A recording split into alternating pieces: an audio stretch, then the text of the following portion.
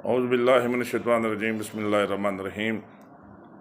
مومنین و مومنات، آج بہت ہی اہم ٹاپک پہ میں بات کرنا چاہتا ہوں۔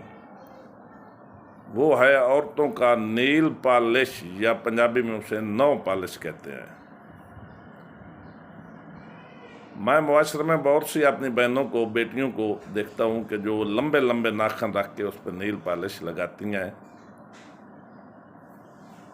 خصوصاً شادیوں کے موقع میں تو بہت ہی پڑھی لکھی عالمہ فاضلہ بچیاں بھی ایسا کر لیتی ہیں۔ تو فقہ جعفریہ میں یہ لگانا حرام ہے۔ حرام اس وجہ سے ہے کہ اگر آپ وضو کرنا چاہیں تو آپ کا وضو نہیں ہوگا، اگر آپ نو پالش کی وجہ سے غسل کرنا چاہیں تو آپ کا غسل نہیں ہوگا۔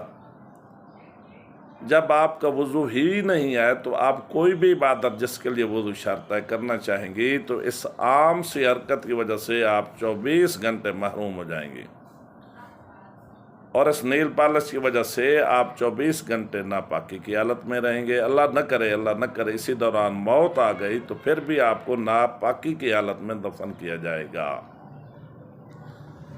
تو اپنی بچیوں سے، بہنوں سے، فاطمہ زہرا سلام اللہ علیہا کی کنیزوں سے اپیل ہے کہ وہ اپنے آپ کو ان چیزوں سے بچائیں۔